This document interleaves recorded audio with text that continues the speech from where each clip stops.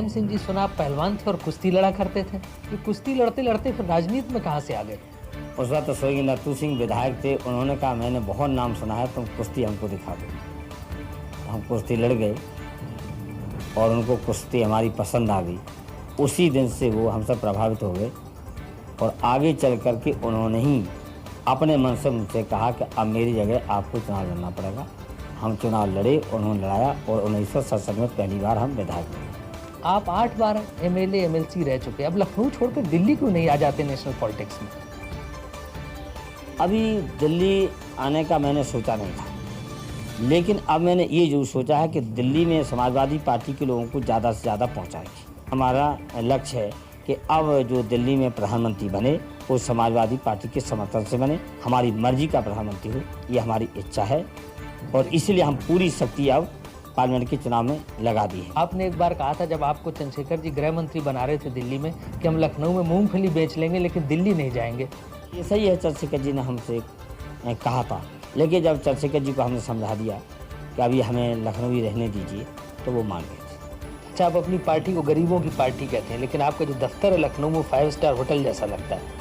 अब समाजवाद के माने ये तो नहीं कि गंदगी रखना चाहिए, तो अगर साफ़ सुथरा बना दिया है दफ्तर तो क्या हम उसमें बैठेंगे? वहाँ तो गरीब ही लोग आएंगे, तो गरीबों को भी कभी कभी अच्छी इमारत अगर मिल जाए तो क्या बुरा है। आप तो कहते हैं कि आपकी सरकार पिछड़ों की सरकार थी, जो जिसमें दलित और पिछड़ों की बात मानी जाती थी, लेकिन आप पर आरोप है कि आपकी सरकार को उद्योगपति संजय डालमिया, राज बब्बर और अमर सिंह चलाते थे। ये पूरी तरह से गलत है। जहाँ तक कि संजय डालमिया का सवाल है, वो हमारी पार्टी के कोषाध्यक्ष भी हैं, राष्ट्रीय पार्टी के, समाजवादी पार्टी के राज्यसभा के सदस्य भी हैं, लेकिन उन्होंने सरकार चलाने में कोई कहीं दखल नहीं दिया।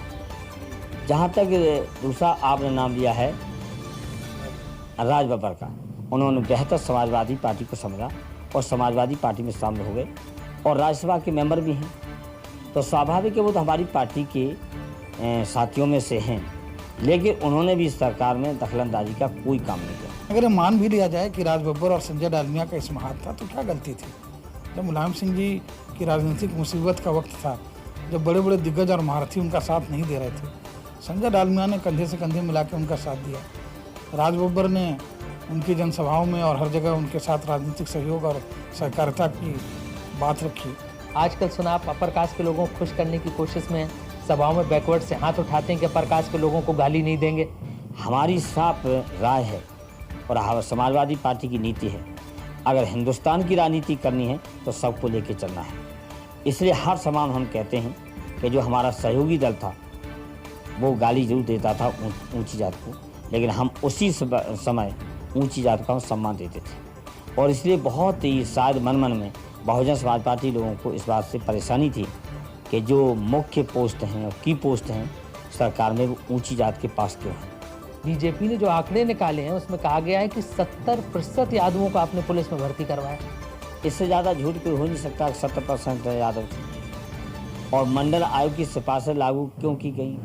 इसलिए की गई थी कि उनका हिस्सा ज़्यादा बढ़े तो सब बैकवर्ड का हिस्सा बढ़ा, तो जब सब बैकवर्ड का हिस्सा बढ़ा तो हो सकता है कि यादवों की तादाद ज़्यादा बढ़ गई हो। कल्याण सिंह का आरोप है कि बैकवर्ड्स के नाम पर सिर्फ यादवों को नौकरी दी गई। उनको हमेशा झूठ बोलने की आदत है। जैसे वो एक जो गरीब जाते हैं या बैकवर्ड जाते, उसको भी विभाजित करने के लिए कई बार उन्होंने इस तरह के बयान भी दिए।